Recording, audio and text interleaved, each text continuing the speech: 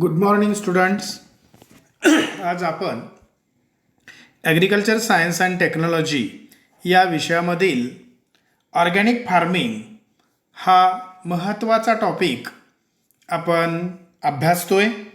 त्यामध्ये पहिल्या लेक्चरमध्ये आपण definition of organic farming, practices involved in organic farming, aims and objectives of organic farming and principles of organic farming अशा काही गोष्टी अभ्यासल्या.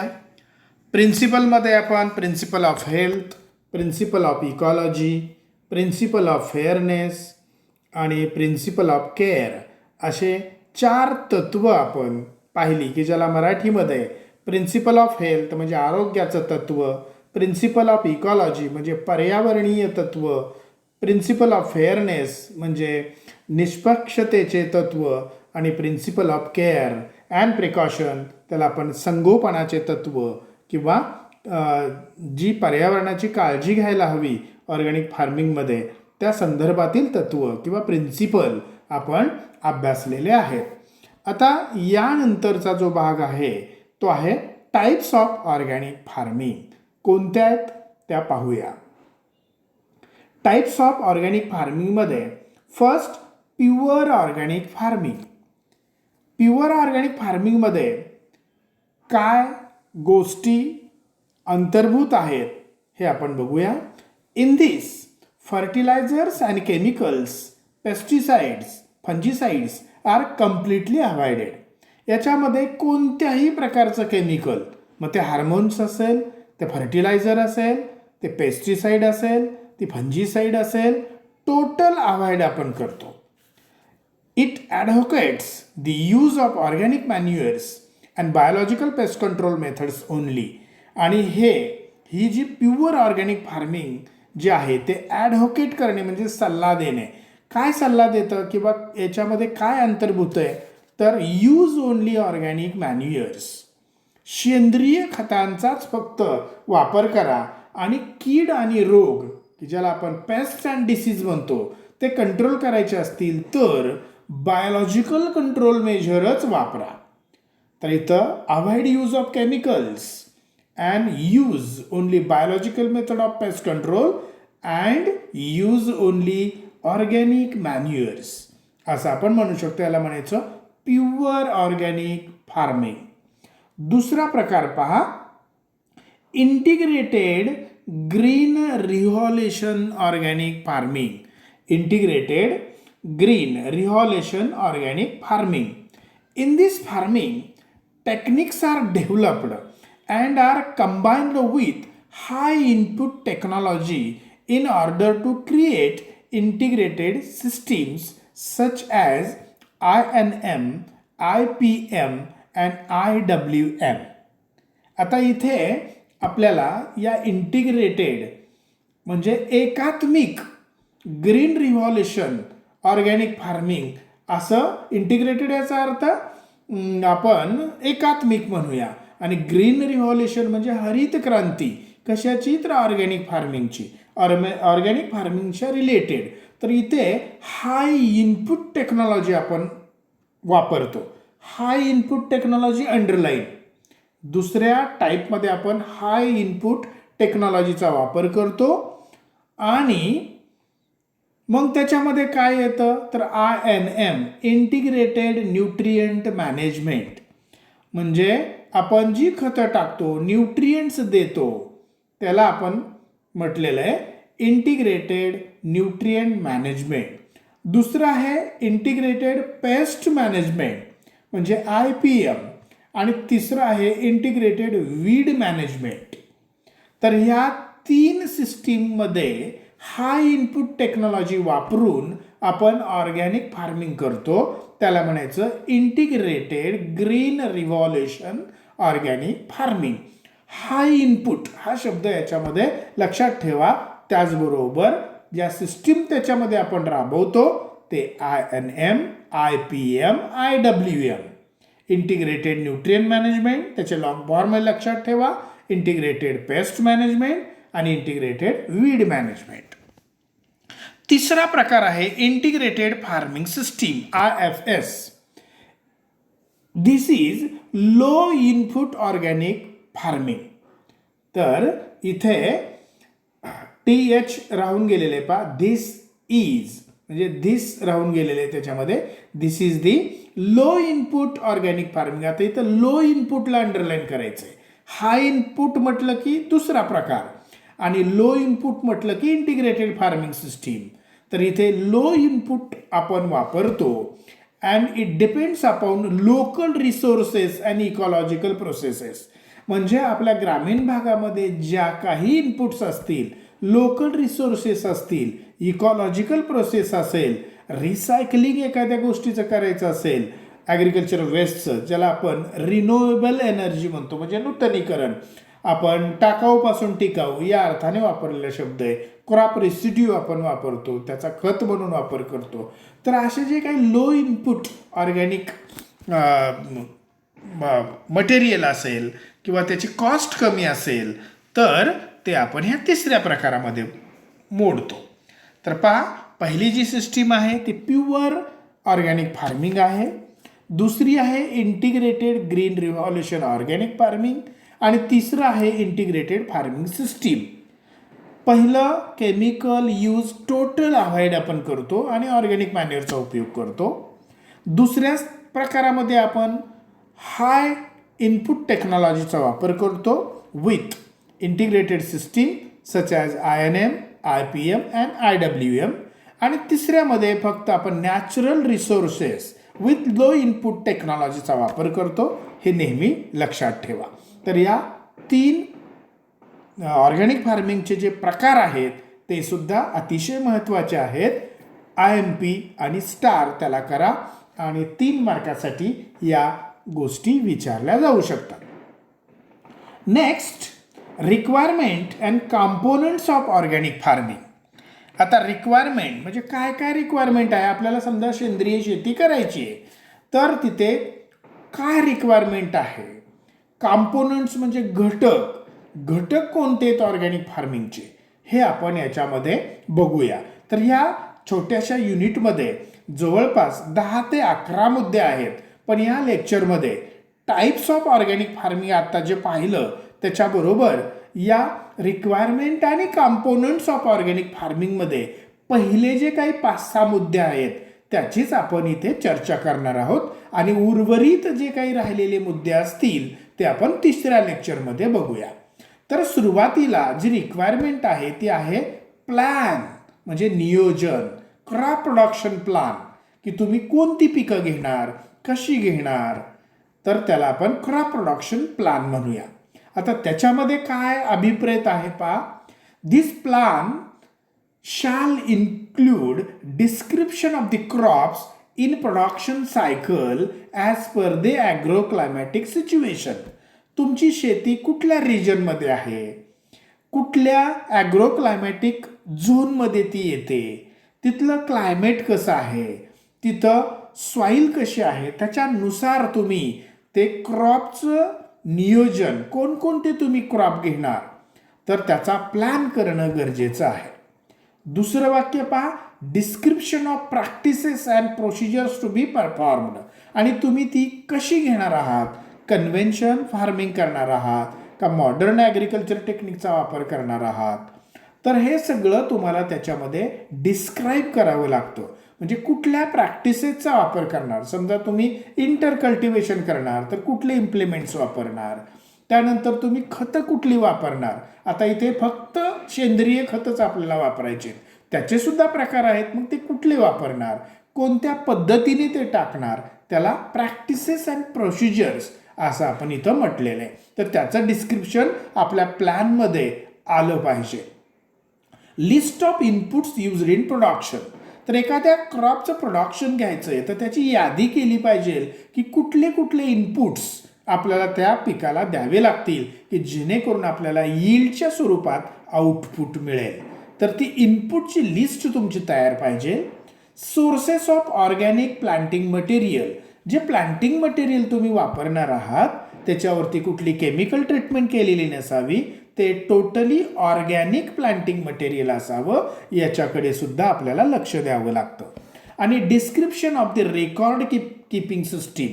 म्हणजे जे काही फार्म रेकॉर्ड्स असतात, तर ती जी सिस्टीम आहे त्याचं सुद्धा डिस्क्रिप्शन किंवा पद्धत, वेगवेगळे रजिस्टर्स असतात, काही इनपुटचा रजिस्टर असेल, यील्ड किती आलं, कुठल्या व्हरायटीज वापरल्या, किती सीड रेट वापरला, याचं डिस्क्रिप्शन किंवा त्याचा रेकॉर्ड ठेवणं गरजेचं असतं. तर तेच डिस्क्रिप्शन लिहिणं ह्या प्लॅनमध्ये आवश्यक आहे. तर प्लॅनमध्ये अशा बऱ्याच गोष्टी येतात की ज्या तुम्हाला या 4-5 ओळीमध्ये सांगता येतील. हे झालं crop production plan in case of organic farming. आपण पाहतोय requirements and components of organic farming. Organic farming जर आपल्याला करायचं असेल तर एका दिवसात असं ऑर्गॅनिक फार्मिंग होत नाही. त्याला काही कालावधी जाऊन द्यावा लागतो. त्याच्यामध्ये जमिनीमध्ये असणारे काही केमिकल रेसिड्यूज असतील, काही फर्टिलायझर अगोदर टाकलेलं असेल, ते निघून जाणं गरजेचं असतं. तर हे सगळं जे आहे त्याचा प्लॅन करणं गरजेचं असतं. Next, conversion requirements. आत्ताच आपण चर्चा केली, कन्व्हर्जन म्हणजे रूपांतर. आता हे कन्व्हर्जन रिक्वायरमेंट म्हणजे एखादी जमीन ऑर्गॅनिक फार्मिंग किंवा सेंद्रिय शेतीखाली आणायची असेल तर तिचं रूपांतर अगोदर काही कालावधीमध्ये त्या ऑर्गॅनिक फार्मिंगमध्ये आपल्याला करावं लागतं. कारण आत्ताच अगोदर मी सांगितलं की पूर्वी आपण बेसुमार रासायनिक खताचा वापर केलेला असेल किंवा काही कीटकनाशकं वापरली असतील, काही बुरशीनाशकं वापरली असतील, तर त्याचा जो अंश आहे जमिनीमध्ये तो निघून गेला पाहिजे. तर त्याला म्हणायचं कन्व्हर्जन. रूपांतर करायला 1, 2, 3 वर्ष लागतात. त्याच्याशिवाय तुमचं येणारं यील्ड जे आहे, उत्पादन जे आहे, प्रोडक्ट जे आहेत ते टोटली केमिकल फ्री आहे असं आपल्याला म्हणता येणार नाही. त्याच्यासाठी कन्व्हर्जन पिरियड हा फार महत्त्वाचा असतो. The establishment of an organic management system and building of soil fertility requires an interim period. ही 2 वाक्य महत्वाची आहेत की आपली ऑर्गॅनिक फार्मिंग जर इस्टॅब्लिश करायची असेल, ही सिस्टीम तिथं स्थापित करायची असेल त्या आपल्या प्लॉटवरती, आणि जमिनीची सुपीकता जर आपल्याला वाढवायची असेल तर त्याला ठराविक पिरियड आपल्याला द्यावा लागतो. त्याला म्हणायचं कन्व्हर्जन पिरियड किंवा कन्व्हर्जन रिक्वायरमेंट.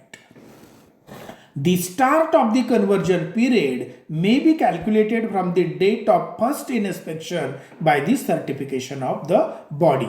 आणि मग हा कन्व्हर्जन पिरियड किंवा रूपांतर होण्याचा जो काळ आहे तो कधीपासून सुरू होतो, त्याचा फर्स्ट डे कधी काउंट केला जातो, तर तो सर्टिफिकेशन बॉडीने येऊन आपला तो प्लॉट जर तपासला तेव्हापासून तो कन्व्हर्जन पिरियड सुरू होतो. ठीक आहे. तर हे झालं कन्व्हर्जन रिक्वायरमेंट. आता ड्युरेशन ऑफ कन्व्हर्जन पिरियड, किती कालावधी लागेल ते आपल्याला पाहायचंय. आता कन्व्हर्जन पिरियड म्हणजे काय, तर period needed to develop an organic agricultural system. म्हणजे एखादी ऑर्गॅनिक ॲग्रिकल्चरल सिस्टीम डेव्हलप होण्यासाठी लागणारा कालावधी म्हणजे तो कन्व्हर्जन पिरियड. हेही लक्षात ठेवा. तर इथे ड्युरेशन आपण बघूया. In case of annual and biannual crops. Annual म्हणजे वार्षिक किंवा सीझनल, म्हणजे 4 महिन्यामध्ये निघणारे. बायन्युअल असेल तर द्विवार्षिक असेल किंवा 2 वर्षाच्या आतील किंवा 2 सीझन लागणारे, त्याला आपण बायन्युअल म्हणूया. Crops conversion period of at least 2 years before sowing. तर असे ॲन्युअल आणि बायन्युअल क्रॉप्स घेण्याच्या अगोदर किमान 2 वर्ष बिफोर सोईंग म्हटलेले पहा, ही पिकं पेरायच्या अगोदर कन्व्हर्जन पिरियड असतो 2 वर्षाचा. हे लक्षात ठेवा. आणि पेरेनियल म्हणजे इट रिक्वायर्स मोर दॅन 2. म्हणजे जर बहुवार्षिक पिकं असतील, ऊसासारखी 18 महिने 24 महिने लागणारे, किंवा फळझाडं असतील ग्रासलँड सोडून, तर त्याला किमान 36 महिने म्हणजे 3 वर्ष लागतात ते ऑर्गॅनिक फार्मिंग इस्टॅब्लिश होण्यासाठी. आणि त्याच्या पुढं मग तुम्ही म्हणू शकता की हे फळ ऑर्गॅनिक आहे आणि हा आमचं धान्य ऑर्गॅनिकनी पिकवलेलं आहे.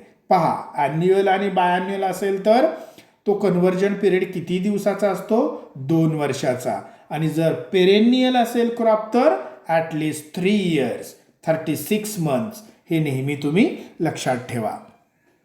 In case of perennial plants other than grassland can be certified as organic after at least 36 months म्हणजेच 3 years. वरती 2 years अंडरलाईन, दुसऱ्या लाईनला किंवा दुसऱ्या मुद्द्यामध्ये 3 years underline.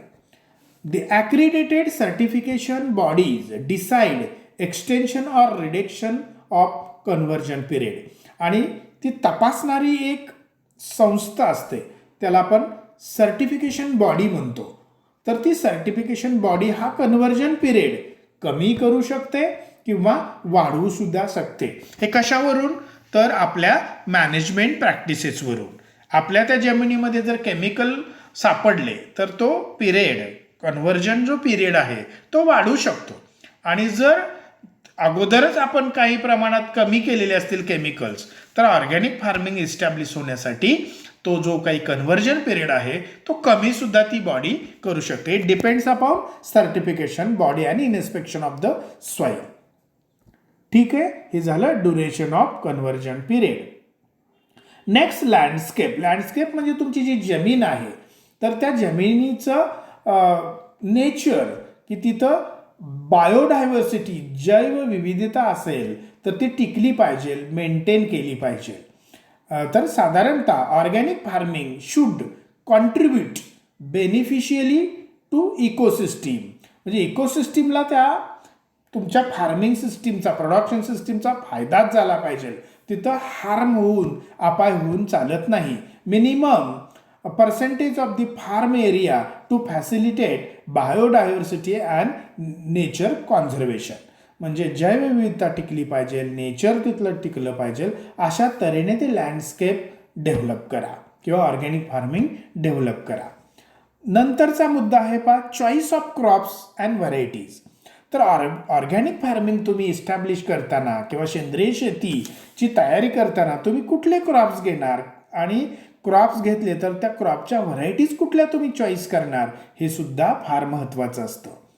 Crops and varieties cultivated should be adapted to the soil and climatic condition and resistant to pests and diseases. तर अशा organic फार्मिंगमध्ये किंवा सेंद्रिय शेतीमध्ये जिथं तुमचा प्लॉट असेल तो 5 एकराचा असेल, 10 एकराचा असेल, तर तिथलं जे क्लायमेट आहे ते त्या क्रॉपला सुटेबल पाहिजे किंवा तिथली जी जमीन आहे ती जमीन त्या व्हरायटीला आणि क्रॉपला सुटेबल पाहिजे. म्हणजे soil and climate is suitable for that crop, हे लक्षात ठेवा.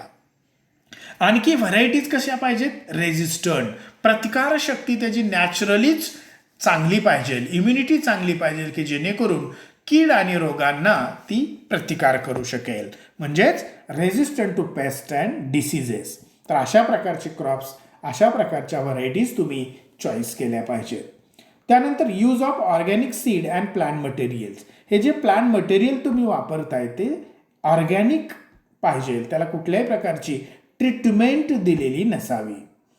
त्यानंतर when certified organic seed and plant material are not available, conventional seed and plant material is used.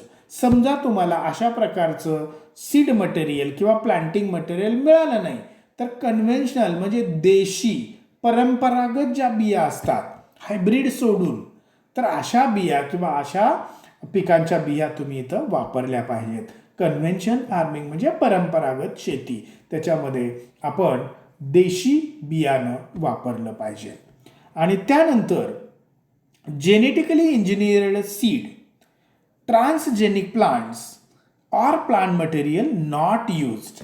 पहा, बीटी कॉटन असेल, बीटी ब्रिंजल असेल, म्हणजे जेनेटिकली मॉडिफाईड प्लांट्स असतील की ज्याच्यामध्ये आपण बऱ्याच गडबडी केलेल्या असतात त्याच्या जेनेटिक मटेरियलमध्ये, आणि असे प्लांट्स किंवा असे बिया तुम्ही वापरायच्या नाहीत. ट्रान्सजेनिक प्लांट्स वापरू नका आणि असं प्लांट मटेरियल तुम्ही वापरू नका की ज्याच्या नॅचरल जेनेटिक सिस्टीममध्ये आपण काहीतरी गडबड केलेली आहे.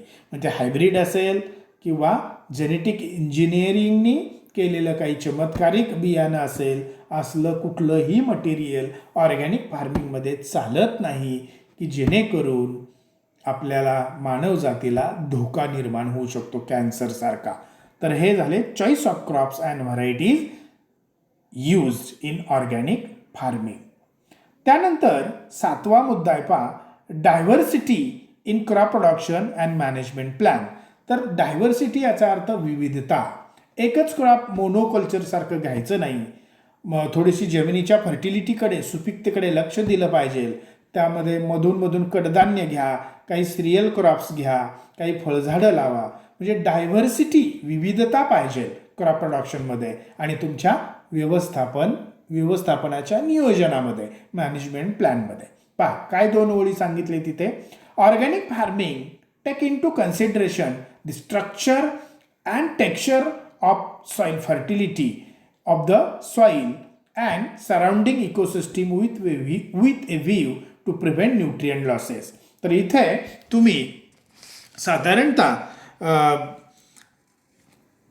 फर्टिलिटीचा जो मुद्दा आहे किंवा स्ट्रक्चर ऑफ सॉइल असेल, टेक्स्चर ऑफ सॉइल असेल, हे तुम्ही पहिल्यांदा प्राधान्याने त्याची जबाबदारी आपण घेतली पाहिजे की ती टिकली पाहिजे, सुपीकता किंवा वाढली पाहिजे. त्याचबरोबर इकोसिस्टीम असेल तिथली, तर ती इकोसिस्टीमसुद्धा आपण मेंटेन केली पाहिजे आणि जमिनीतून होणारा जो न्यूट्रिएंट लॉस आहे तो वाचवला पाहिजे. तर साधारणतः हे बेसिक आहे पहा क्रॉप प्रोडक्शन इन ऑर्गॅनिक फार्मिंगचं. तर इथे काय सांगितलेलं आहे, the structure and fertility of the soil and the surrounding ecosystem with a view to minimize nutrient losses. तर फर्टिलिटी आणि इकोसिस्टीमचा आपण ऱ्हास होऊन देता कामा नये. त्याचबरोबर न्यूट्रिएंट लॉससुद्धा आपण कमी केला पाहिजे किंवा झाला नाही पाहिजे. Soil fertility should be maintained through cultivation of legumes और deep rooted crops and use of green manuring along with suitable crop rotation. पहा, तर फर्टिलिटी जमिनीची तर टिकवणं फार महत्त्वाचं असतं, कारण आपण रासायनिक खतं काही वापरणारच नाही या ऑर्गॅनिक फार्मिंगमध्ये. केमिकलचा कुठल्याही प्रकारचा यूज आपण करणार नाही. मग जमिनीची सुपीकता असेल तरच आपल्याला उत्पादन जास्तीचं मिळेल. तर मग इथं काय करता येईल, तर तुम्ही कडधान्य घ्या, मूग लावा, तूर लावा, हरभरा लावा, की जेणेकरून हवेतला नत्र किंवा नायट्रोजन फिक्सेशनची जी क्रिया आहे पल्स क्रॉपची, ते हवेतला नत्र जमिनीमध्ये स्थिर करतं, जमिनीची सुपीकता वाढवतं.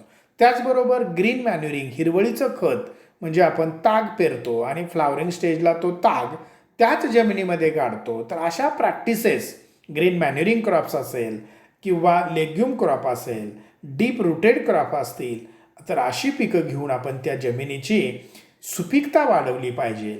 आणि एकच पीक आपण सतत न घेता त्या पिकांचं रोटेशन आपल्याला करणं क्रमप्राप्त असतं. रोटेशन ऑफ द क्रॉप म्हणजे recurrent succession of the crop. तर क्रमाक्रमाने विविध पिकं आपण जर घेतली तर आपल्या जमिनीची सुपीकता टिकून राहू शकते. तर ह्या ऑर्गॅनिक फार्मिंगचे हे काही कॉम्पोनंट्स म्हणजे घटक किंवा त्याची रिक्वायरमेंट, ती तुम्ही ऑर्गॅनिक फार्मिंग कशा प्रकारे रन करणार आहात.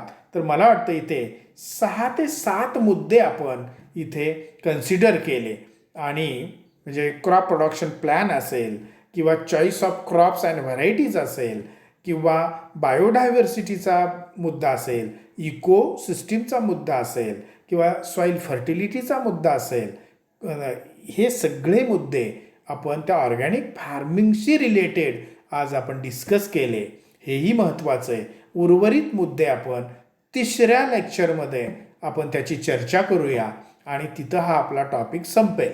म्हणजे 3 लेक्चरमध्येच हा टॉपिक आपला संपुष्टात येईल. छोटासा आहे पण अतिशय महत्त्वाचा आहे. तुम्हाला स्टार IMP जिथं सांगितलं असेल तिथं तुम्ही करणं गरजेचं आहे. तर साधारणतः या मुद्द्यांचा तुम्ही साकल्याने विचार करून ऑर्गॅनिक फार्मिंग कशा प्रकारे इस्टॅब्लिश करायची, त्याच्या कन्व्हर्जन पिरियड किती असतो पिकानुसार किंवा ड्युरेशन ऑफ दी क्रॉपनुसार, तेही तुम्ही लक्षात ठेवा. तर आजचं लेक्चर आपण इथेच थांबूया. धन्यवाद.